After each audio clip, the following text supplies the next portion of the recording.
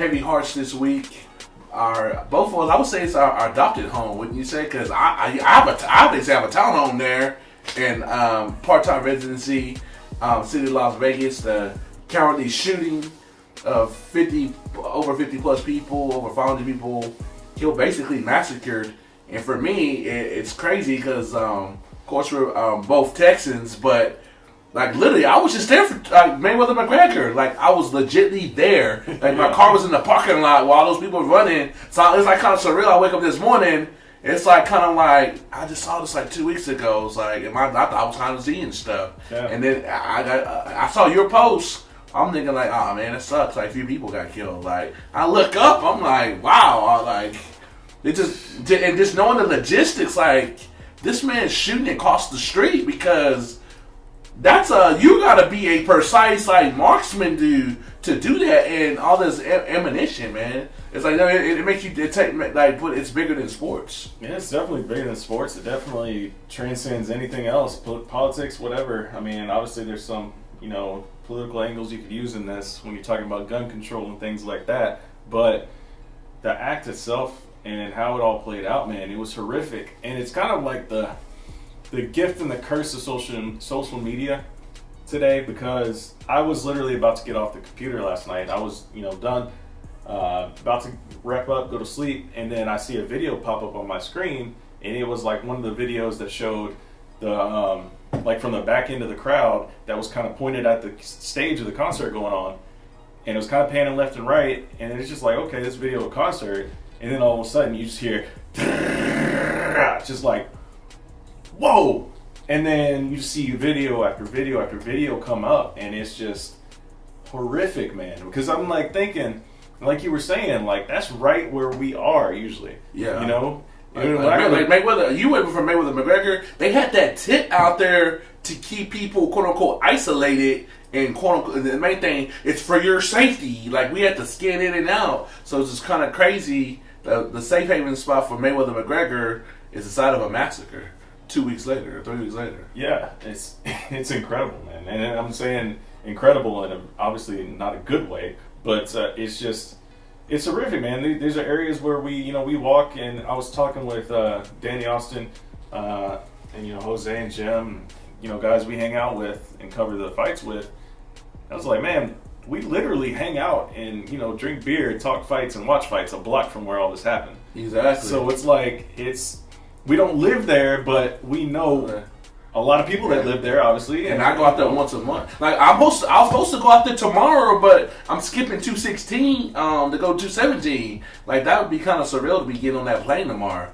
Like I got normal. I was supposed to go out there tomorrow, but I decided to skip 216. Yeah, I mean it's horrific, man, and I really feel for everybody that was just out there trying to have a good time, trying to enjoy life, and then all of a sudden some coward decides, maybe if it was him, I don't think it was him working alone, but, we'll let all that stuff come out as in due time. There's no way. There's two things I don't understand. Yeah. How can a dude shoot that many bullets by itself and it's on one person? Like, that's almost physically impossible. And then two, like you said, the footage, that's the last thing I'm worried about is shooting some stuff and putting on social media when a bullet's going like, it's not like Beirut over there. People Facebook Live and stuff. Like I don't get people with all that. No, that I actually get that. Like if you're in a safe place, if you feel safe enough to do it, I think it's really. I'll be getting out. No. Hey, honestly, I probably. But we're gonna talk about this on the show. Let's go. No, I agree with you. Yeah, but no, like if I'm behind something and if I'm in a place where I feel safe at the time, yeah, I'll probably want to document something of what's going on, because what if you don't make it out? You know what I'm saying? Like, what if you are like hiding behind a little metal thing or like one of the bleachers or whatever, and bullet ricochets. Yeah, like what happens if bullet ricochets, or you feel like it's clear, you get up and then you get clipped by something, and what happens if everybody's gone and then the shooter just happens to walk by you or something? I think if you feel safe enough to do it, then yeah, do it, because that kind of footage can be important to solving something if it comes down to it. Now, obviously, like if you're in the middle of like where everybody's like ducking down on the deck and you're like standing up like doing this, then yeah, you may probably trying to do too much there. But I mean, it was just incredible, man. Seeing all these videos, I was like, man, like I know that street, I know that building, like I know exactly where all this stuff is happening. I've covered fights at Mandalay Bay, big fights, bouncing in. Been in these hotels. My first big UFC fight was at Vegas. Was when Ronda fought Alexis Davis and Chris Weidman beat Belfort. I was out there. It was Fight Week 2014. Yeah. Don't get me started with the numbers. I get them mixed up.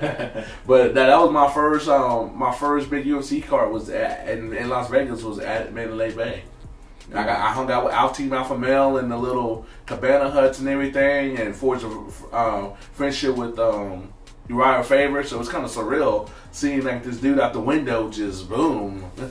Yeah, and that's the sickening part too, is that not only that they did this, but the guy was up so far above everybody, and everybody's gathered in one small area for a concert. So he's like literally aiming at fish in a barrel, like that old phrase. But still, though, he had shit across the street, man. That's a dead. Like it's not coincidental. It's definitely not like boom, like easy shot. But I'm like, how did he shoot across the street and just blast all these people? That's why I can only say it's physically impossible for one person to kill that many people in that quick a time by itself.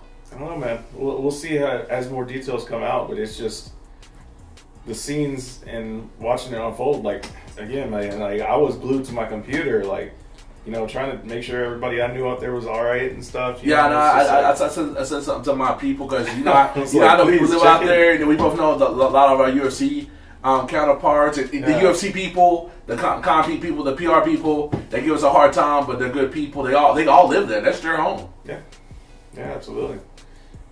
It's ridiculous, man. It's it's so sad, like to kick off. I mean, obviously, you don't want to think about what it means for the rest of the week in the moment, but some people were doing that on Twitter. Like, I won't say who exactly, but literally as videos and like gunshots were, I would say, the gun's probably still warm, smoking. And this particular person on Twitter is like, so they're going to cancel UFC this weekend? I'm like, really, dude? Like, really? Like, where's the empathy? Like, where's, you're just like, oh man, I hope this doesn't affect UFC this weekend. I mean, I get it, but there's a certain time, a certain decency you're supposed to show in respect to all these people that just lost their lives out there, and maybe show a little bit of compassion for that before you start worrying about, is the fight card going to be canceled? But of course, along that note, we know the fights are still going on. The UFC came out and said that today. Time to do what we do, talk some fights. Yeah, let's shift gears a little bit. Let's hop into the fights. I mean, kind of piggybacking on this whole story, UFC, they said they're going to continue the fights, and Dana White also said he's donating $1 million to the cause to make sure that these people get back on their feet. Props to them. Yeah, huge props to Dana White for that. That's a very, very generous gesture for his hometown, for where he does all of his business. So, want to make sure there's people there taken care of. So that's huge. But I usually don't say this, but I'm glad we're gonna be away for this one and let stuff cool down. Because I think the next time I'll probably go to Vegas will be, Lord says the same, the end of December for 218 or 217. Yeah, man, we need to get you 217 so we take the show to the East Coast. We'll see what happens, man. We'll see what happens. We'll see how it goes. I do want to try to get out there, but we'll see. Man, we haven't even mentioned, we are 10 minutes in now. We do have a guest on the show that we will get to in a minute. Mr. Dewey Cooper, world kickboxing champion, former K1 champion, extraordinary trainer, world champion trainer Kevin Lee, who's fighting for the interim championship this weekend, that we are about to kind of talk about here real quick. We do have, and Dewey has some bird's eye view. He lives in Las Vegas as well, so he can give us an insight to what happened on the ground that people didn't see. Yeah, we'll get his thoughts on not only the whole terrorist acts out there, but we'll also get his thoughts on the fight, his thoughts on Kevin and his preparation and everything like that. But let's give our thoughts real quick before we hop into what Dewey thinks. I got Motown Phenom by decision for the simple reason he's the smarter fighter, and I think he's just that big stage fighter, and the world just don't know that yet. And I like Tony, but the thing about Tony that I've noticed is he has I don't want to say the Mexican mentality, but it's the Mexican mentality. Like, he thinks he has to get into this whole "you hit me, I hit you" stuff, and he could be winning a fight because technically he's very solid, but it's like he's gonna have that lapse either in the first round or the fourth round that he got to get the rumbling, and you can't do that with somebody as dangerous as Kevin. And that will eventually end up costing him via a round, via he get in a bad position and get submitted or something crazy. But that's going to cost him somewhere in the fight, and that's going to be the difference in the fight. Yeah, I agree. I agree with that. I think Kevin's going to find a way to take it. He may even find a submission finish, which would be very impressive for me. But I think he can actually go out there and get that decision win as well. I think the most important thing is for Kevin to just stay patient, because Tony is going to throw a lot of crazy stuff at him. He's going to go out there. He's going to do his little salsa dancing. He's going to do the monkey rolls. He's going to do anything to try to take Kevin off his game and try to make Kevin say, "What the fuck are you doing?" You know. And then if that moment happens, that's when Tony's going to be able to excel and take advantage of an opening. But I think, like you said, the fact that Ferguson takes so much damage. You know, as Kevin said, this is a Kevin Lee quote, and I'm not saying this. Kevin said he's got that Homer Simpson defense. So that was a quote on this very same show. I forget what episode number that was, but scroll back in the catalog to slip into the podcast. Yeah. And I think that's going to be the area, because Kevin's not a guy who likes to go out there and take a lot of damage. Tony Ferguson, he'll take damage, though. And that's what makes him good, and that's what makes him dangerous in his own right, you know? But that's not championship mentality. You know my strategy, well, not strategy, but my philosophy to combat sports. But we're gonna see why "you hit me, I hit you" rarely becomes a champion. This is what we're about to see that theory exposed on Saturday night. Yeah, 100%. I agree with you, man. I agree with you. I think Kevin's gonna find a way to get it done. If he doesn't find a submission, he's gonna get it done on the scorecards. But it's going to be a damn good fight. Like, I'm not saying that. I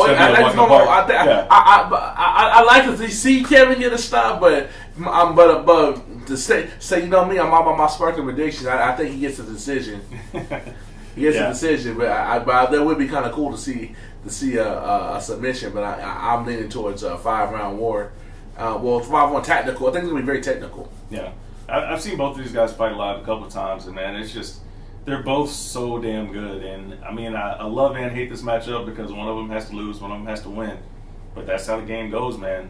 When you're at the top of the game, you start following a lot of these guys. You start liking different aspects of their games. You want to see both. You want to see them all succeed at some point, but there can only be one at champ. some point, yeah, exactly. There's only going to be one champ. You know. I also think the co-main. I don't even think it's going to be a fight. Like, to me, that fight was won when my name outside the contract. There's nothing. I don't want to disrespect Ray Boyd, but I'm going to disrespect Ray Boyd. I don't think he's top 5 in the division. No. Who's he better than? He's not better than Benavidez. He's not better than Henry Cejudo. I don't think he's better than Pettis. And Pettis is a French top 5. So who's he better than that? Like, he's going to be the guy to do what's never been done. I guess I got to get Buster Douglas. To become a believer, I gotta get Buster Douglas and fall out by sea. But I don't see how does he win this fight other than Mighty Mouse break a bone or something. Yeah, no. There's a reason Demetrius Johnson is about to break the record for title defenses, right? He's just that much better than everybody. But Borg's, he's gonna be a solid challenge, I think. He's gonna provide a little bit of challenge on the feet for him initially until DJ figures him out. But you know. I always like to see crazy stuff happen, man. And if Ray Borg comes up there and shocks the world, it'd be something that makes. I gotta see it to believe it. Because I agree. I can't get down with somebody that in a professional sport, regardless if it's combat sports or team sport, he tries hard. They try hard. Like that's what you do on Friday nights in high school football. Like what? Like you gonna become a world champion and do something that's never been done because you try hard. No, that's. I can't. I'm already dismissing you off that. No, I think the biggest concern here is if we actually get to the fight, because this fight was supposed to happen at 2:15. Yeah. He got sick because of the weight cut. They don't want to say it's because of the weight cut, but let's be real. He's had these issues in the past. Hopefully, the fight actually goes off this time, because if not, I mean, this card, there's some solid talent on the card, but there's nothing that really screams like, oh my God, this must-watch pay-per-view. You know what I'm saying? Because it's like they have the interim title fight they threw on there, and I think, you know, you'd have been fine if you didn't even have to create this interim title. Yeah. But, you know, before that fight, you got Verdum versus Derek Lewis. Solid heavyweight matchup. Do you think there's any way Derek can win other than catching him in the first round? No, I think Derek can win for sure. I think he can win. Other than catching him in the first round? Yeah, absolutely. Absolutely, I think he has no ground game. Derek I guess got to have the best ground game in heavyweight. Yeah, for sure. Absolutely. I 100% agree with that. But what we've seen from Derek Lewis when fights go to the ground is that he doesn't really let guys get anything on him. Like, he'll just power out of everything. Like, he'll kind of lay down there for a minute, let guys try to get position, and then whenever he feels like, okay, I'm ready to get back to his feet, he just powers out of whatever position he's in. Yeah, but this guy here submitted some of the best fighters of all time. I'm not discounting that at all. That had decent ground game. I'm not discounting that at all, and I guarantee you he's going to pull guard at least once or twice. Oh, yeah. In this fight. So I think as long as do you think Derek can win a decision? Possible. It's possible. If it plays out like that Roy Nelson fight, then possibly. But, you know, we'll see how it goes. I like to do see Verdum run up on him like he did Travis Brown and get knocked the fuck out. Oh, that's like his. That would be funny. He comes down with Derek Lewis, he catch it with a right hook. That's all she wrote. That's kind of like his signature. He's done that the past couple of fights now, where he starts off the fight with the flying jump kick. Yeah, he did that to Derek Lewis. He might catch a right hook or something. Maybe, I don't know. It'll be interesting to see if he does it again. Rounding out the main card, we got the double silhouette fight. Yeah, I know. Yeah, exactly. That was the main card? So this fight, it was supposed to be, Kalinder Faria was supposed to fight Andrea Lee, the LFA champion, who was supposed to come over. She was supposed to fill in on this slot on short notice and fight her first UFC fight, but the USADA thing, she had went in the testing pool, so they had to cancel it, or cancel her moving over. So they threw in this other girl from, this other Italian fighter from Invicta, and they're still putting it on the main card, which really doesn't make any sense to me, considering all the other matchups that are main cards. Who's the other chicks down there? Let's see. Oh, we got Pro Gonzalez, Polina Botello. I don't know what Polina. Is Pearl the one that is she the one my girl Cynthia beat with the fake chest? Yeah, that's her. That's her. UFC 205, right? Yeah, I was there. Rest of the main card, we got Benel, Dariush, Evan Dunham. That rounds up the main card. I mean, there's good matchups throughout the rest of the card. So, you know, Will Brooks and Nick Lentz. What happened to him? That's somebody who, like, usually UFC, you're supposed to do better. He's done worse since he got to UFC, if you ask me. I mean, it's step up in competition, man. You know, he's fought tough dudes at every turn. So we'll see if he gets it back in line against Nick Lentz. Lando Venata is always exciting. He's fighting Bobby Green. That's a good matchup.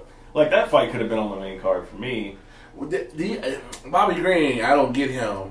Like, it's like he's somebody that thinks he's technical, but he's not technical.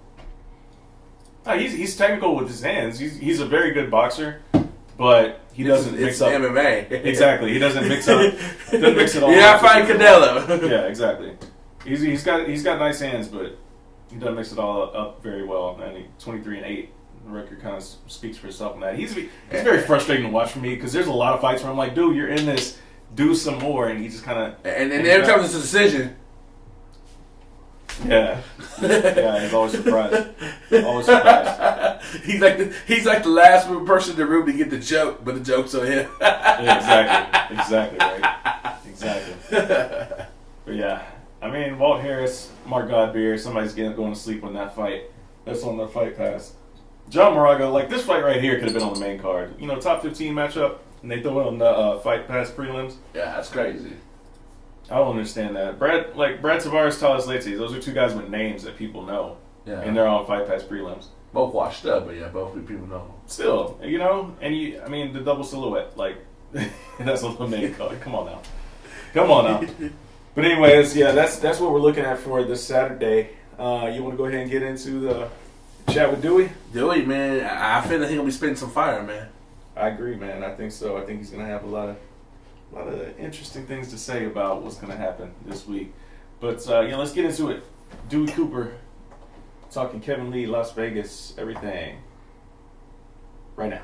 The podcast, join Kendrick and Matt, Dewey Cooper, head coach, one of the coaches for Kevin Lee. Got that big fight going on Saturday night, but of course we're definitely excited about the fight. But give us the vibe in Vegas. Dewey's also a Las Vegas resident, man. That's crazy stuff, man. Yeah, thank you guys for having me, man. It's a pleasure being here.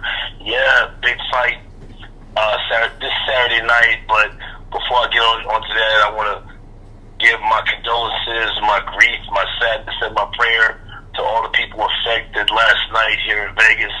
That crazy shit that went on. I just want to, send my condolences and sadness to all the people affected. Absolutely. Dewey, where were you last night when all of that was going on? Dude, believe it or not, I was at home. I just dropped my nephew off to his job called the Legends Room. It's the first Bitcoin gentleman's club, and it's called the Legends Room because a bunch of ex-MMA fighters and stuff like that work there. Stephon Burrs, one of the hosts there. Phil Baroni was working there.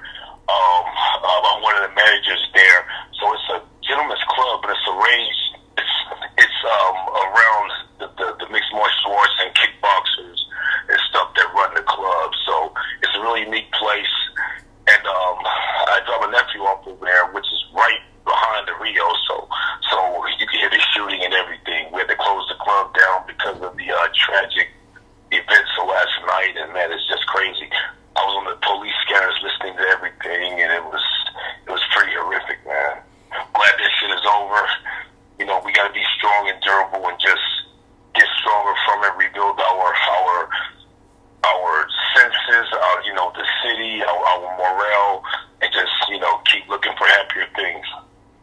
Absolutely, man. Absolutely. I mean, obviously, it's kind of a tough. I mean, there's no right time for this, obviously. But, you got a big fight coming up with one of your biggest fighters, Kevin Lee. Have you talked to him? And, I mean, I saw an interview with him earlier at the media day that they had over there in L.A. Have you talked to him about it and see how he's feeling? Oh, yeah, definitely talked. We talked about it last night. We talked again after his media day when he was getting ready to fly back from L.A. It's kind of a bitter, sad moment. He was looking forward to the media day until these horrific events. So he said it was pretty hard to really get into the feeling of the media day due to the crazy shit that happened. So, he was feeling a bit dismal about everything, but we are professionals and he has a huge moment ahead, so we'll get him refocused on becoming the interim UFC World Champion. What if getting now back to the fight game? What advantages does Kevin have over Tony, and what do you think he's going to show? Because some people just think he just showed up to the party without an invite and don't realize that he's the real deal. Well, people only got to believe what other people say who they are fans of, a.k.a. media. So if the media is making things seem like it's a one-sided situation, people will lean that way. 80% of every human being on this planet is a clone. So, we can't worry about what people are thinking. We know what's going to happen. We know what we trained for, and we're going to put it all in fruition this Saturday night. Kevin has many advantages, man. I think one huge advantage is that Tony Ferguson probably thinks that Kevin doesn't deserve a shot at the title. If he's thinking that way, he's going to be in for a rude awakening. And I just hope that he brings his best game, because we know Kevin Lee's going to bring his best, and he's going to be hoisting up that UFC world title at the end of the fight. Do you think this is the prime opportunity for people to show, for Kevin to show the world that he's a big fighter? Because some fighters are really good fighters, like somebody, say for instance, like a Cowboy Cerrone, good fighter. Every time he gets on the big stage, he falls on his ass. You think this will be an opportunity for Kevin to show that he's that big fighter and this big stage is what he's built for?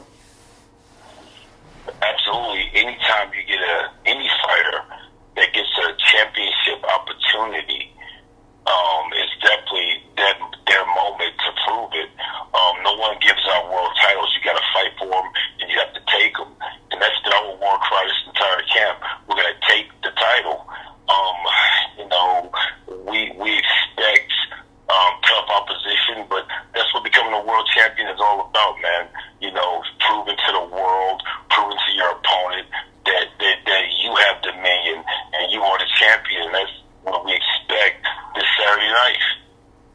Absolutely. I want to get your opinion on this thought here. The fact that the winner of this bout, will obviously be the interim lightweight champion, but there's so much talk going around about the current champion, Conor McGregor, looking at another fight outside of whoever wins this fight. There's talk about, him may be fighting Nate Diaz. I've heard some other rumors about he may even go into another boxing fight.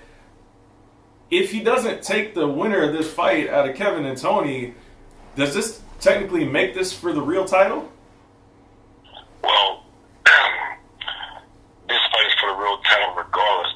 Both of these guys are real 155-pound fighters. They have multiple fights at that weight division. Conor has one.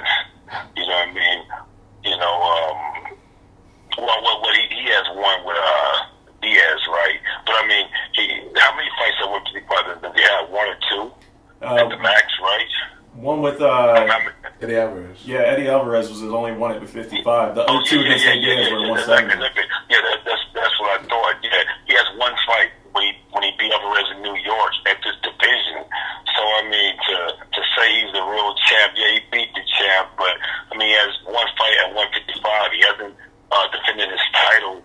Tony and Kevin both have 9-10 fights in this division, man. So the winner of this fight, if Conor isn't willing to fight either guy, should be considered the real 155-pound champion because they proved it. They fought in the division for an extended amount of time against the highest opposition in the division. So of course, if Conor isn't willing to fight the interim champ, I don't know why he wouldn't.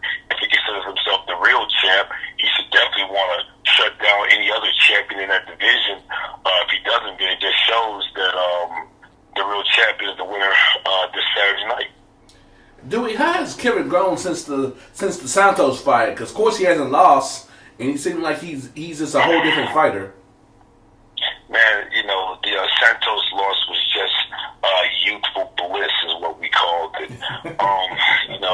He actually thought it was going to be a walk in the park, and the fight could have been, but things didn't work out, and things didn't work out for a reason.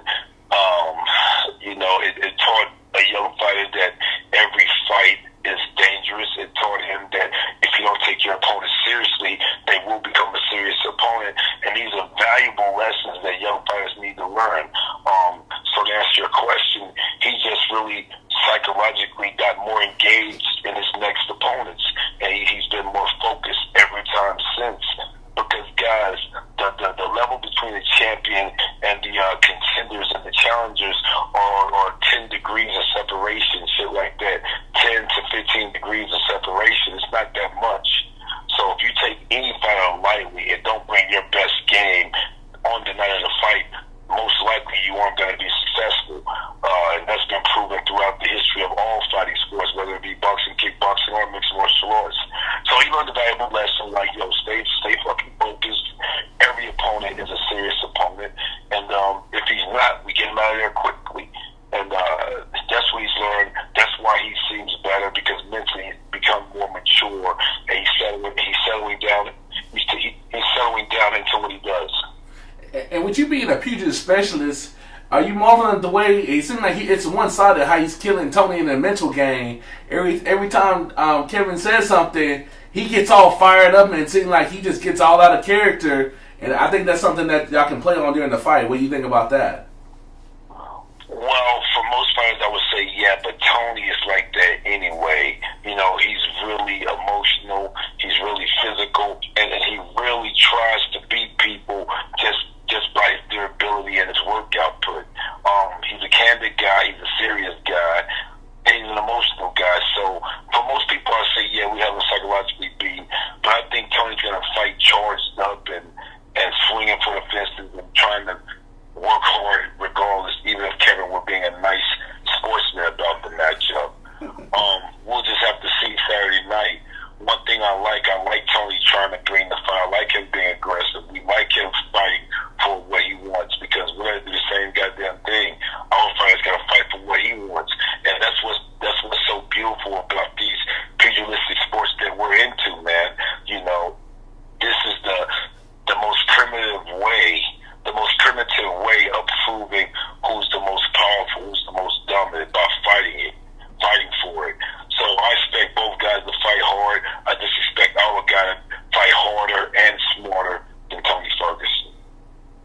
Absolutely. Do you guys have any particular finish that you're seeing, or is it just gonna, take the fight as it comes? Man, whether the fight takes 1 minute or 25 minutes, whether it's a first round or a fifth round stoppage, all we give a fuck about is victory. That is the goal. Everything else, if it comes earlier, is icing on the cake. Without the cake, there's no need for icing.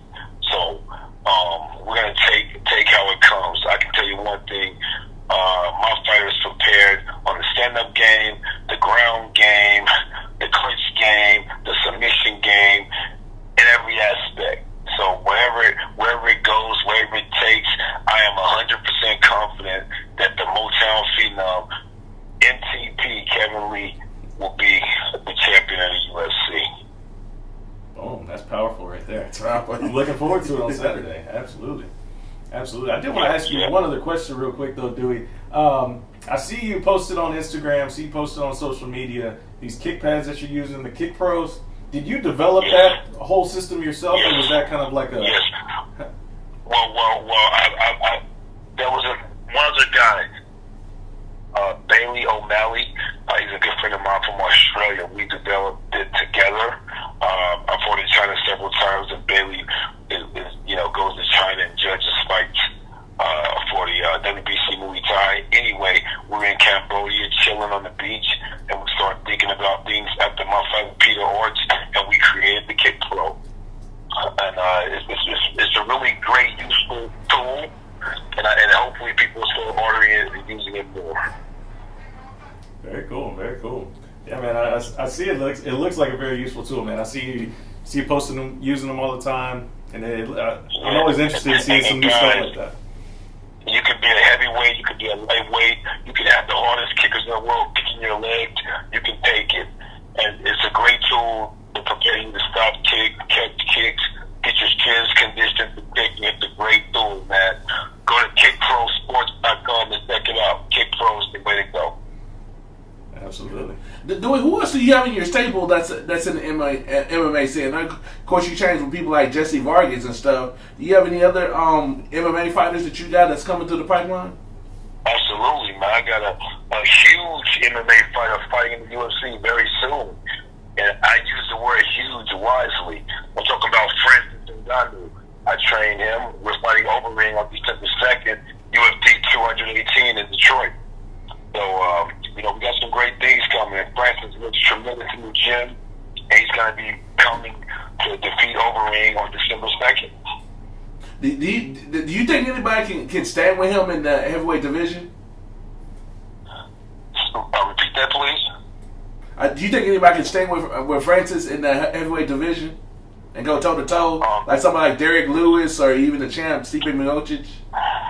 Man, a lot of guys claiming they will, but guys, I've trained heavyweight boxers.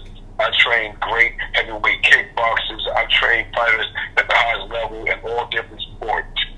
And when it comes to punching power, there's very, very few guys in the world that can hit like Francis. So any of those guys that claim they want to go toe-to-toe with Francis are out of their minds. That definitely isn't the case. Very cool, very cool. I mean, what is it? Since Francis came over and moved to Las Vegas. I mean, what are some of the changes that you've seen in him? I know you obviously working with him. He's I would think improved a lot and become a little bit more versatile, like kind of have you said. But has he changed any like personality wise, anything like that, or is he just still the same old guy? Personality wise, he's coming around. He's coming around. That's still work in progress. Like Kevin Lee met him a few times. After I trained Francis, Kevin would come in and we would train. Kevin's like, this guy does not like me. He don't even smile when he sees me. And that's not the case. Francis is just a really solid personality. He's a nice guy. He's just not very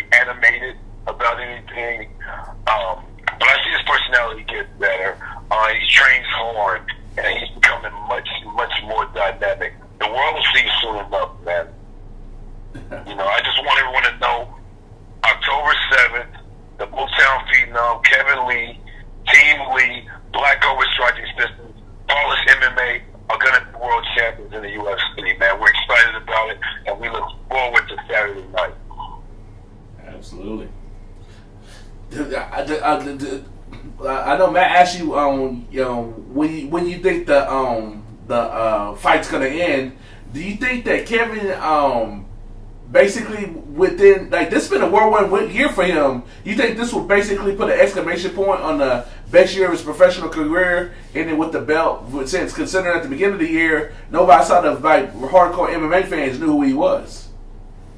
Yeah, absolutely. I mean, but he's been active. He's been busy when other guys want to protect their ratings.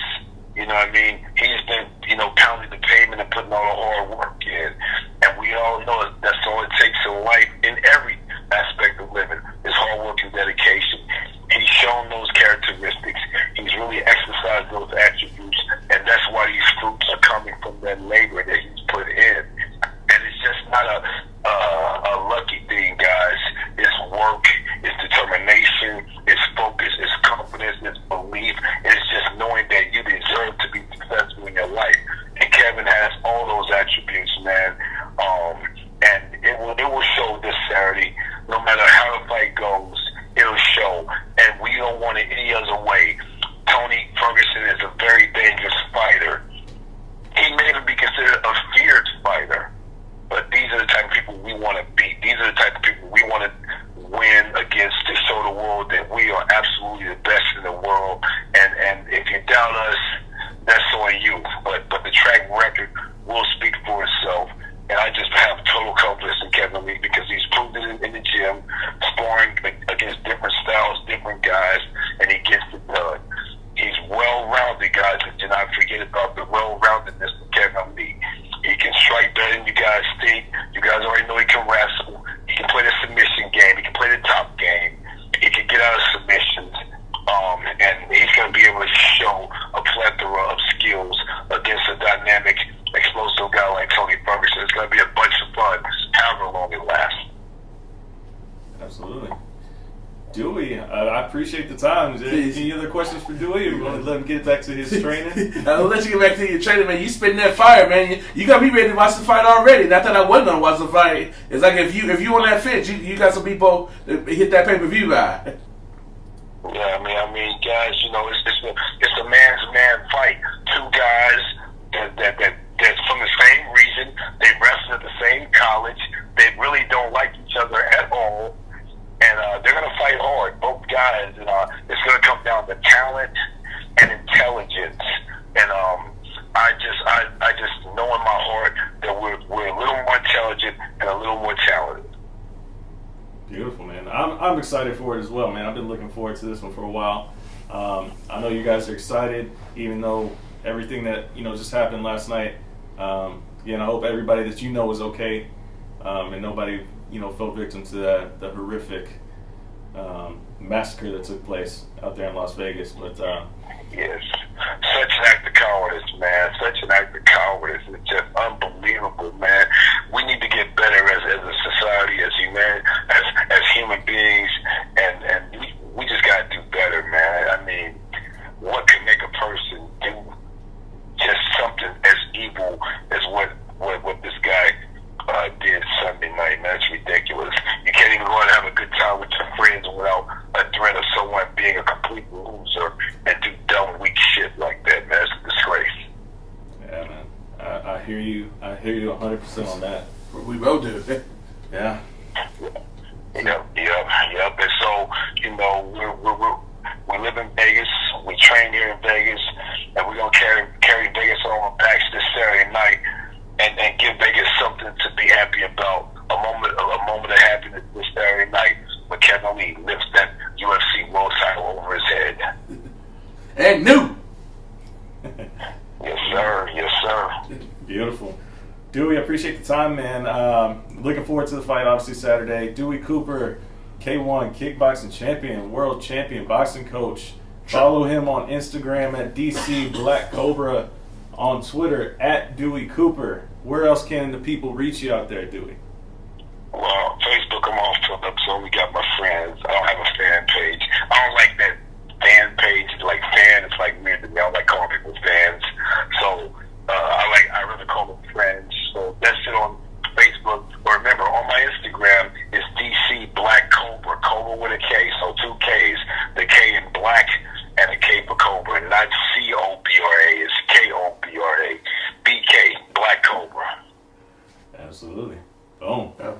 Thanks for your time, man. We definitely gotta have you on before the Francis fight, man. Right on, guys. And if you go to my Instagram, I always put videos of Kevin training, Francis training, my money team boxer, San John Rockmanov training, my Golden Boy boxer, Keandre Gibson training, my MMA fighter. I have an MMA fighter from Russia, a really good MMA fighter, 185-pounder named Mahmoud Miradov.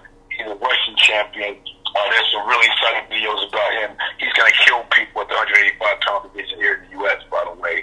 I got a lot of cool videos. Check it out. Check out my Instagram, DC Black Cobra. I appreciate you guys for having me, guys. Thank you so much.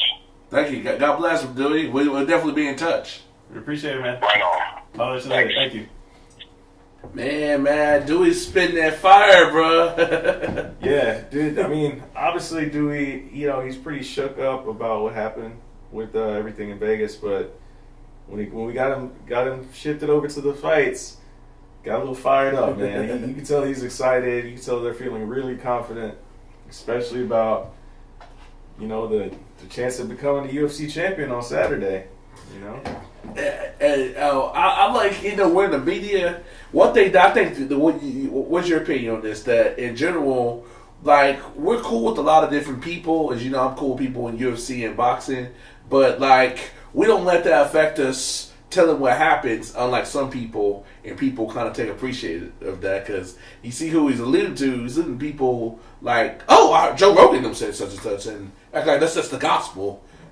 Well, it's like they don't watch that damn fights. No, yeah. No, I mean, people are always going to do that kind of thing, where they just, their favorite commentator or their favorite, talking head on Fox Sports or whatever have you took this angle, so they're going to, take that and run with it without actually, thinking for themselves sometimes. So, yeah, I know what he's talking about there, and I can see that, especially when it comes to, people, he didn't actually touch on it, there a minute ago, but all the comparisons people do between Kevin and Conor, people's trying to say Kevin's trying to be like Conor, yada yada, like like Kevin said earlier today, or not today, but at the media lunch thing, he said, people act like Conor's the only person that has that type of personality in the whole world. Hey, this is impromptu. Can you queue up on my interview with him? Because I talked to Motown Phenom at the media day during Mayweather McGregor. Let's see. I can do that. I can pull that up. But yeah, Dewey was saying a bunch of good stuff, man. Obviously, working with Francis Ngannou is pretty huge. Man, that's crazy. I didn't even know that. It's like we learned something new. Yeah, no, I didn't know about that, but it was cool to actually hear him talk on it for a little bit and see. I'm glad he understands him, because he doesn't understand me. What was that? What did you say? What did you say? Yeah, it was the same thing, right? Same thing. I mean, yeah. I mean, it's one of those things. Let me see. Where's this video, man? It should be on my page. I did it during Mayweather McGregor week. There you go. Right? Kevin Lee. Yeah. All right, here we go. Boom, got it. Trying to get it for the video side of things as well. I know this is great radio. I'll actually probably edit out some of this on the back end. But let's see. There we go. Of course, YouTube ads want to gotta get paid. Run the show. Kevin Lee coming to you. There we go. I think I've been the uncrowned champ for a while. Like I said, I walk and talk like a champion every time you see me up here. When I was over in Ireland and there wasn't no media around me, I still was saying the same shit. I feel like I've been the champ for a while. I'm definitely showing that I'm the future of this division, and I think the UFC's on board with that. Where'd that confidence come from? Is it just for your background and being that what you have to do just to get on this stage? So you basically went through the tough part of your life? I mean, that too, and nothing's ever been given to me. A lot of these guys, nothing ever been given to me. So I've had to work for it all, and that's where I wouldn't be this confident if I wasn't putting in the work. You know what I mean? because win, lose, or draw, like I'm gonna feel like a champion because I know I did the work like a champion, and you know, ain't nobody gonna take that away from me. I used to try and suppress it a little bit, you know, kind of show the you know, you gotta be politically correct, and that's when the sponsor's gonna come, and that's when the fans going like, man, fuck all that. I'm much happier just being me, and I just be me when y'all even talk to me. So you know, I'm cool with it. Two-part question: you think that incident with Chiesa was a blessing in disguise because it kind of got you in the national forefront, and how disappointed you are that you're not on the Detroit card, at least as of today?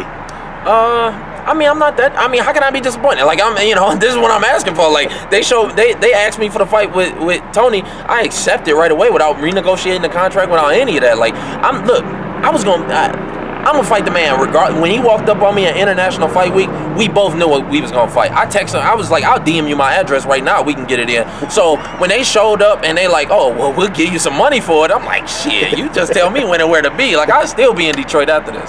Who in this division do you think is about that life, like yourself? Do you think we got a lot of posers, or people actually about that life? I will give it to Tony. Tony is a dog, man. Tony can fight. And Tony like a dog fight. He poke eyes. He kick you in the nuts. He'll do whatever. Like, he'll grab the fence. Like, he really don't give a fuck, and he don't care if the ref step in or whatever. I mean, it's gonna be a dog fight. It's gonna be a good one, and he can take a shot. So I'm kind of looking forward to showcasing skills a little bit. That's why I was upset at Chiesa, because I didn't really get to showcase as much as I would have liked. You know, Chiesa went ahead and got up out of there real quick. So hopefully Tony can stay around and that chin hold up. What is something that you say that? What are some things that we need to look for that we have not seen because you can't give us a little sneak peek? Yeah, I gotta take what people give me, you know, but it's a lot more to be shown there. So you know, I think that's gonna be the most exciting thing about this fight. That's why I took this fight, is to kind of showcase, and then when I go into those contract renegotiations, they'll be like, oh, this man can do it all. He ain't just about that smoke. The last one for me, you're very confident that you can finish Conor.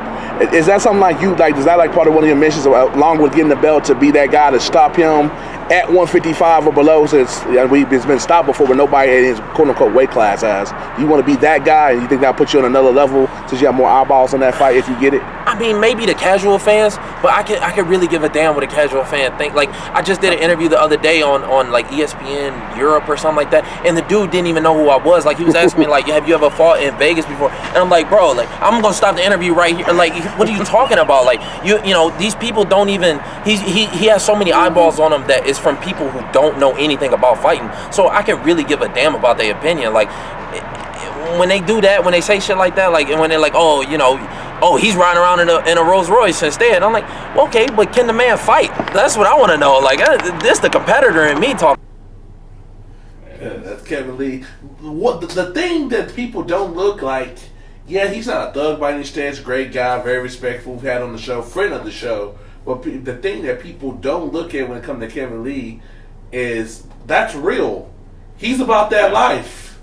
You don't come from Detroit. Like, I'm glad they showed that in the countdown. I saw the first 20 minutes of it. Like, he's winning in life. People don't look at that with all. They look at these guys like, oh, yeah, they're fighting here for entertainment. But you come from the streets of Detroit to got you a nice 2-story house in Summerlin, the upscale suburb of Las Vegas. You winning in life. That's a big thing. Yeah. Especially in today's climate, where it's not set up for people like him and ourselves to succeed. No, yeah, it's true, man. It's true. And I think people will slowly start to understand that as as more eyes get on him. They'll finally start to understand, like, he's not trying to be like anybody. Like, that's his personality. And I knew that from the first moment, I met him. Yeah, you introduced me to him, because I come the day after the Chiesa press conference, and like, one thing for us with the not too many people looking like us, as we talked before on the show in the MMA media, he automatically had that kind of kinship with us, and the fact that, like, I asked him the question about being a brother and stuff like that, and he like didn't skip a beat, and all those people like, oh my gosh, he said that. Yeah, no doubt, man, no doubt. Yeah, he's a good dude, man. I think people, like I said, people will start to see that. He's really genuine. Like, that's what he is. Like he said at that media luncheon again, he was like, it's like, this is who I am. Like, people are gonna say what they're gonna say regardless. I'm not trying to be like anybody, But it's one of those things. Like, I like, again, like with the whole being a brother fighting, kind of quote unquote, representing for, the black athlete in the UFC. In the hood. Yeah. It's, He ain't no Mike John Jones, like, manufactured. Like, like, this dude really ain't about that life and has really had it hard. No, I thought it was really cool to see him speak on, he spoke a little bit about that media luncheon thing. If you guys haven't seen that interview, go, I know MMA Junkie has it up, MMA Fighting has it up. Go check out that video at the luncheon with him and Demetrius Johnson. They talk about some good stuff, man. It's just more Kevin Lee being Kevin Lee, and it's good stuff, so. Can't wait for Saturday, man. Yeah, man, that'd be kind of cool. That'd be our first champion of the show. Yeah, current champion, yeah, UFC, yeah, for sure. We've had boxing champions. Yeah, We've had we just had a kickboxing champion on. So. Perfect segue to boxing champion. Once again, Deontay Wilder steps up, puts his big boy pants on, takes the challenge. Luis Ortiz is basically the boogeyman of the heavyweight division. Why I say this, people in the boxing game know what I'm talking about. I ain't never heard somebody say, hey, people want to fight him because he's too old. That's when you go get him. But he's been very much avoided. So when Deontay signed that contract, which was going to go head-to-head with UFC 217, it was a big deal. They're going to be at Barclays, and as you know, 217 is going to be at MSG. So it was going to be a crazy week in New York. Yeah. Until USADA came to town. Damn. USADA ruining lives. Or is USADA... Like, let me ask you this real quick. Because I've seen this opinion on MMA Twitter, on boxing Twitter, that drug testing, like USADA, is like ruining the sport. Like, why are people not blaming the fucking fighters for cheating? Like, why are they pointing to the drug test? Oh, you failed the drug test. You failed the drug test. This event got canceled. This fight got canceled. Drug testing's ruining the sport. Why are people saying that and not condemning the fighters that are actually cheating? Because people look at them as entertainers and not as humans, or that fact that person that's cheating is basically can hurt somebody. They don't look at it from that way. How like, I know we don't talk about this sport, but football. How Richard Sherman says that people basically don't humanize them. They look like, oh man, he messed up my fantasy team. He's hurt. Yeah, it's all like that. Yeah, it's not the same aspect. Like they realize, like, well, if he's taking like quote unquote, I don't think this happened, but John Jones took something and that's why he knocked that Danny Cormier and he hurt him. But say for instance that gave him that advantage or whatever, and nobody knew. We don't know, Yeah. Listen, I'm on the side of clean sport. So, I mean, if you're out there failing drug tests, that's on you. Yeah, but most definitely. For sure. And this sucks for Deontay Wilder, man. This is the third fight and we got canceled. It's crazy. It's crazy. Like Lou DiBello was saying, like in this article here on Ring TV, Lou DiBello, he said he's like what's the quote? I've never seen a fighter victimized by PEDs like he has. I think it's unprecedented in the history of the sport. And it's true. Yeah, he's gonna fight his defend his title and go to Russia and get paid $5 million to fight Alexander Povetkin. He was riding dirty. It's crazy. It's crazy, man. And I'm trying behind the scenes to keep our streak alive and get him on the show next week. We're trying hard. I talked to my BBC people today, and hopefully we can get him on the show and hear from the champ himself. Great interview. You gonna be laughing. I'll bet. He's a mix of Kevin from the streets of Alabama, mixed in with that boxing mentality. So that's gonna be explosive. Well, I'm sure our listeners will love that one when we get it. So I'm excited for that. But let's keep it rolling with the other boxing news we got. So Triple G's promoter saying that the rematch with Canelo may not be going down in Nevada. I gotta talk to people tomorrow, but a lot of people, like I told you on this very show, I try to tell people it was really close to being in Dallas at Jerry World because Canelo fights in Texas once a year, and the reason Canelo fought, and I was at the fight, Liam, I won't say Liam Nelson, that's not that man's name. What's that dude's name? Liam is like what's his last name? I don't want to butcher the man's last name. Liam Smith. He fought him and did 53,000 people at Jerry World, was to kind of get like an appetizer. Yeah. Jerry wanted that Triple G Canelo fight, and when it came down to it, they really was considering it, and then Las Vegas jumped in and said, "Oh, you do that, Mayweather McGregor will be going to get you head to head," and they didn't want that in their life. So it's a legit possibility. I still say 75% chance it goes back to T-Mobile, but you never know. I will say this though: if it do come to Texas, the only way Triple G walks out with those belts is if he knock out Canelo. If it's anything close, we're gonna hear ain't new. This is like Canelo City. It might as well be Mexico. That's true. That's damn true. That's damn true. Hey, I'm not gonna argue with that at all. Like for him not to be for America, he ultra comfortable here in Texas. He don't even live here. I would say he's more comfortable here in Texas than he is in California. And he lives in California.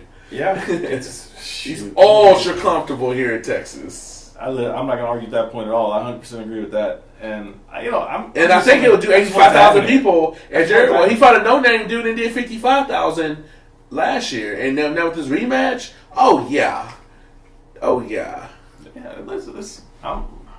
where do I sign? What position do we have to get going to make sure this happens here in Dallas? You gotta get your boy Jerry. Well, Jerry ain't going to, but I come to the deal because how the deal works is a very I don't know if it's very common in boxing, but I know basically Triple G and Canelo will get paid by Jerry like directly, like 15, 20 mil, money they hadn't seen before, guaranteed. But on the flip side, Jerry gets all the parking, he gets all the concessions, and Jerry ain't getting hit in the head. So Jerry will be the winner tonight if all that balances out. Yeah, it would be another marquee event at Jerry World, something else to another feather in his cap. So hopefully it goes down. Hopefully it goes down in the Jerry World over there in Arlington, Texas. Man, I'm ready for that fight week, man. It's going to be a busy week. I'll be like a little kid at a candy store. Getting paid, sleeping in my bed, half tired, until I see that big old check. Yeah, no doubt. Let's run through some other little news bits we got here. Today on the MMA Hour, Ali Abdelaziz spoke with Ariel Helwani and mentioned a little tidbit about Anthony Johnson maybe coming back, but maybe coming back to the UFC in the heavyweight division. What are your thoughts on this? He can knock out a lot of people. He could probably be top 10 in the world, but I don't think he's good enough to be a champion. Well, I think he's too little.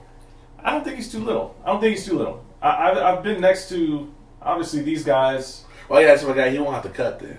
Yeah, no. If he doesn't cut weight, he's just every bit as big as, 230, 235. Yeah, and I'm talking like stature wise as well. Like he's not going to be like dwarfed by guys. Like, no.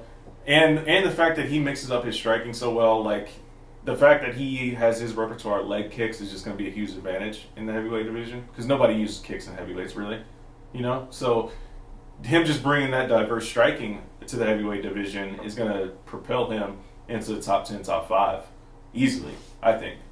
But when you run into the Stipe Miocics of the world, what's going to happen then? When you run into the Alistair Overeems and you get caught with one punch, what's going to happen then? Mavamo has a chin now. Against heavyweights though like that, come on, man, that's a whole different type of power. But I will say this though, if he touch their chin, they go to sleep too. It's the same. I agree. Both of them. If Stipe has a chin, I think he could be the guy who put Stipe to sleep. If he walked up on him and just bam, one hit a quitter. And we already know Alistair Overeem, I think he could beat him. Yeah, I think so too. But it's just I want to see quickness advantage might be something I'm overlooking when I'm thinking about it because everybody talking about he's like cat quick because like even DC's like I didn't realize how quick he was until I hit the tip. Because people keep talking about the DC hit. To me, he didn't catch him. I bet you, at all the force, he caught 25% of the force. And people to see how DC got flipped upside down, I think had he caught him flush, DC would have never been champion. Talking about the first fight? First fight, yeah. I think he caught him pretty good. But I don't think he did. I think he caught him pretty good because DC has a chin too. So I think it's just one of those things where it's like, he caught him pretty good, but I think it scared DC more than anything, where he was like, "Oh, I can't take another one of those," and so that's why he immediately went to the wrestling when he got back. You think DC could be the heavyweight champion if he really wanted to? Yeah, I do.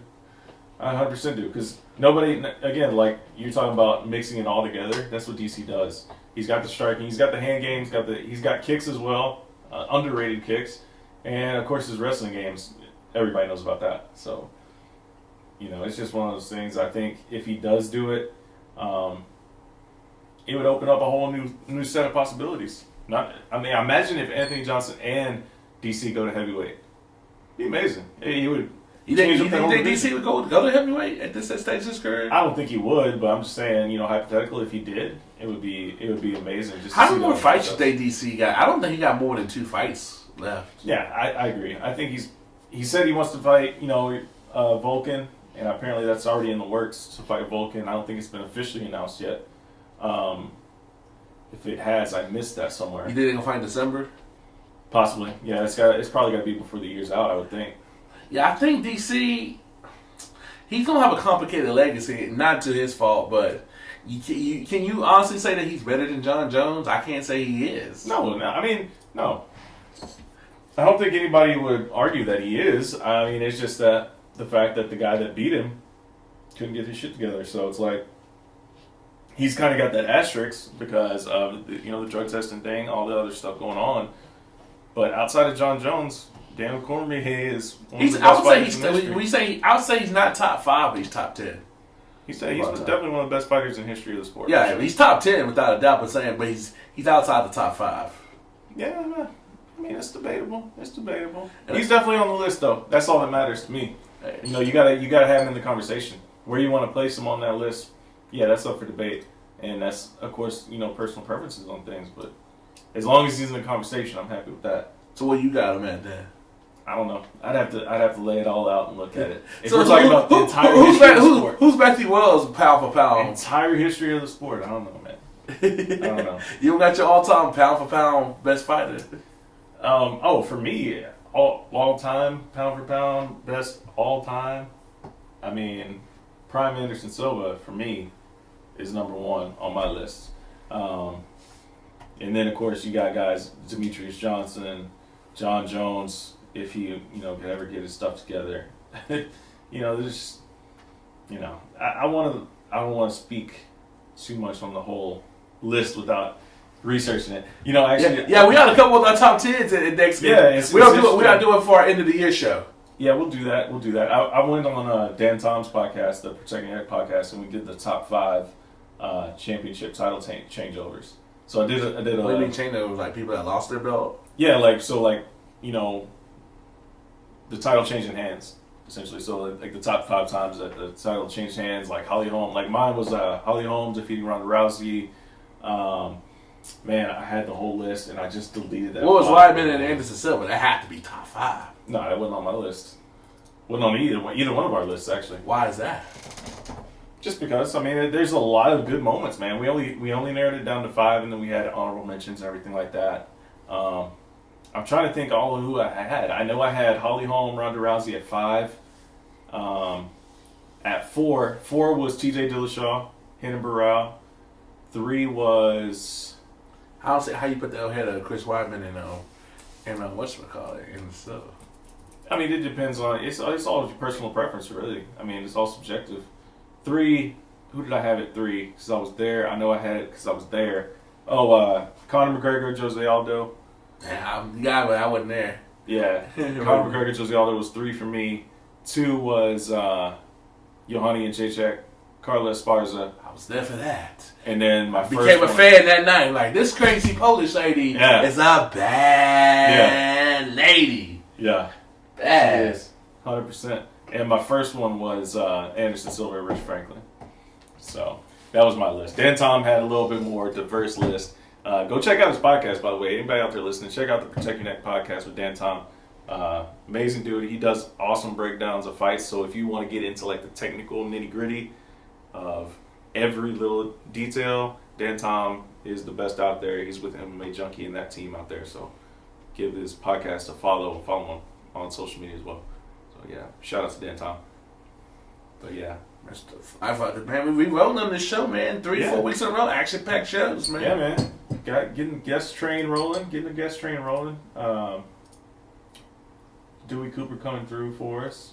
One of the last little news bit, obviously, that, you know, Cub Swanson, Brian Ortega is going to headline Fight Night 123. So that's a pretty good fight, especially the way Brian Ortega looked in his last outing. Man, do you think they should just get rid of fight nights? Like, you think the UFC can survive on just straight pay-per-views? No. And like maybe some shows like it's okay, like they have like basically 56 shows, like 52 shows, like a show a week basically. Right. So if they cut that in half, you think that because like sometimes I think they kind of oversaturate because they have these BS cards that nobody care about, or they got like one fight. If there's 12 fights of the night, there's one fight that you gotta watch. Yeah. No, it does feel a little bit oversaturated at times, but I mean they've built this, you know, as they say, they made their bed, now you gotta lie in it. So it's like you just gotta keep the train rolling, and hopefully you can get enough talent to come up and connect with audiences to make it feel like you're not, like, to make it feel like it's not a chore. You know what I'm saying? Like, but the main part with that is that these fighters also have to understand it's not about what you do in the cage, it's what you do out of the cage. You gotta connect with people. You gotta make yourself seem special. Some people do it, some people don't. He's supposed to talk about you, like Kevin Lee. He doesn't connect with people, but people, oh, you think you're Conor, you think you did. People are talking about him. Exactly. You love him or hate him, as long as they're talking about you, that's what you want. So, Yeah. you know, and of course, with him, I think initially you're going to have more people tuning in to watch him lose because there's a lot of haters out there. When it comes How much is this, with the climate of our country, you think that has to do with that he look like us? And the way he talks and stuff to go with it. Probably a good amount. Probably a good amount, if I'm honest. I mean, it's just the nature of the game, you know. I don't want to say it's like completely negative because I mean, there's definitely black athletes in the UFC that are very fan favorite. DC being one of them, you know. Yeah, DC's he got that mix. He been getting booed a lot. He's a fan favorite, man. Especially after John Jones coming out testing positive. I've seen nothing but good stuff about it. The only one I can think of is whatchamacallit is Anderson Mighty Silva Mouse. being another one. Anderson Silva. My man Anderson, as you know, I love him. The GOAT. He didn't cheat it. It came back and just smiling. Nobody talk about it. Yeah, I don't think there's really like, you know, because I mean, even with all the stuff John Jones has gone through, there's still a lot of people that love John Jones. Yeah, he come back. He come back in 3 years from now. That's what I'm saying. So I don't think there's like a lot of MMA fans, casual or hardcore, that really are necessarily like into like the race side of things per se. Because I mean, it's an international sport, and you get Brazilian fighters, you get European fighters, you get everything. You get Russians, you get Americans, Canadians. You get a little bit of everything. So I don't think people really put too much stock into that when it comes to fighting. I think they just want to see who goes out there and knocks somebody's head off. But I've never seen people get questioned like Kevin do. So why you act that way? Why you talk that way? They don't say that to GSP. They don't say that to Michael Bisping. They say Chris Weidman. Like I think that's odd. Bisping does get it. I think it's just more so the people that talk the most shit. And Kevin talks a lot of shit. Michael Bisping talks a lot of shit. You know. So those kind of people that are out there putting their name out there, putting their mouth in front of everybody, and I'm saying like that's a good thing. You want to do that. So, but as long as that's your personality, though. Are we gonna get a real reporter up on here? Oh yeah. I'll talk to real reporter. Yeah. Sure. I saw that replay. I will talk to real reporter. And I remember because we were in Oklahoma City. He like, oh hell, well it is busted up. Yeah, man. That was hilarious. That was so funny. I would real DDT. They ain't even a move. That's some WWE shit or something. He was like still fired up about it. Remember we had some. Yeah, man. But yeah, like you said on that clip we just played a few minutes ago. You know, it's like know what you're talking about at least when you interview. I just stopped the interview right there. You don't even know my name. We got nothing to talk about. Right. But that's the thing. I think that's part of the cool part that you can tell that Kevin Lee's being real because like in that moment, a lot of people will just roll with it in a way, like not saying that they're being fake or anything like that, but they just get caught up in like being like PR mode, right? Where it's like, oh, I gotta kind of roll with it, say the right thing, get off the mic and interview, boom. Kevin was like, hold up, what? Where's a real reporter? You know, like he kept it real the whole time. So things like that you gotta pay attention to. So I don't know. Good luck to Kevin. Good luck to Tony on Saturday, man. May the best man win in the cage for the interim lightweight championship. Do we even really need to call it the interim title? I think we just call it You and these title days. We call it the full title. You're talking to do it and say, that's for the real. It's for the real deal. Real deal. It's kind of crazy, though, that it's been a year and this fool has not defended the belt. But he's made $100 million. Yeah, I'm not mad at him for it. I'm not. Like, listen, if you want to go fight Nate Diaz for that third belt, just drop the strap. And then I'm not mad at it. Cool. If you want to do fun fights, you can't be a champion. If like that's your thing, you want to just take fun fights that interest you. Because that was the thing that Coach Kavanaugh said. Was that Tony, that he kind of said he doesn't really need to fight anymore. Which, I mean, look at all the money he's made. He really doesn't need to. But he wants to just do fun fights. So, I mean, if you're in it just for fun fights, that's not what being a champion is. I just remember when he knocked out Aldo, I wasn't there. Seen that fool go in the cage. Yep. It's like that dude did right then and there. His life had changed by getting that. Because he didn't do that when he beat Chad Mendez. But he was, I think, because he was more emotional because he became a champion. Yeah, but because it was the first time, yeah. But when he knocked that fool Aldo, that's like part of his high. Why they got that in the countdown? He ain't even in the damn fight. That's how big this man is. He ain't in the damn fight. He's up in the countdown. Right. That's how you know you doing something. Yeah, man. Yeah. No, I'm not trying to hate on Conor at all, man. But it's just simple things. Like for me, I'm just saying, because it's like I'm kind of old school in the fact that if you have a champion and you're holding the title, like you're supposed to defend that belt against all comers. And the way it's set up, when you got an interim title, you're supposed to fight the winner of the interim title, not have any ideas of all these other fights going on, and be like, oh, we'll see how that fight plays out, and then we'll look at our options after that. Like, nah, bro, like this is for the interim title. You fight this winner. I will say this: I'm not worried about Nate Diaz. The UFC is a business, but I will say this: Tony or Kevin better get a shot ahead of Habib. That would not be pure insanity. Man, I don't even know what to think about. Yeah, you shot yourself, Habib. You had your chance. Yeah, like just fight. Like, actually sign a contract and actually get in the cage, man. Like, he's so good.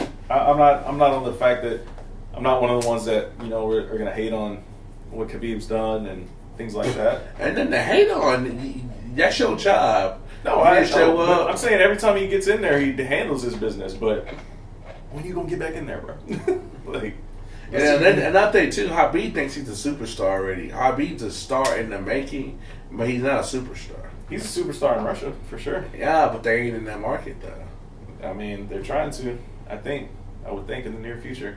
Nah, you can watch that. I'll be watching that on PPV. Yeah, no doubt. I'm not making any trips all the way over there to go watch some fights. I'll tell you that much. Bring him over to Vegas. Bring him over stateside. Anaheim Part 2. No. Great. For sure. Yeah, man. So, I think we touched on pretty much everything that's current at the time. Mixing some boxing. Hopefully next week we can get, hopefully we get a dream scenario. We have Kevin and Deontay have the world heavyweight champion, and hopefully I'm gonna go. Like I already called it, the new interim. Man, I'm remaining lightweight neutral champion officially. No, I'm not kidding. No, I mean I try to remain neutral on the picks, but obviously Kevin being a fan of the show or a friend of ours. Friend of the show, rather. but Dewey coming on. I mean, listen, both guys, hell of competitors, man. Whoever wins, wins. I want to talk to Kevin next week, win or lose. Yeah, for sure. So, hopefully we can make it happen. Again, prayers and thoughts go out to the people in Las Vegas, man. Much love. Anybody out there affected, anybody out there that knew somebody. I saw Cody Garbrandt said he knew someone that got shot out there, so that's like, it's crazy, man. It's so crazy. That's it would be surreal just in general. That's like what human does that, but the fact that like I was literally there 2 weeks ago. You've been there before. We forgot right around the corner and stuff like that. It's pretty surreal. It's madness, man. It really is. Sick people in this world, man. Sick people. So yeah, thoughts and prayers go out to that. UFC 216 this weekend.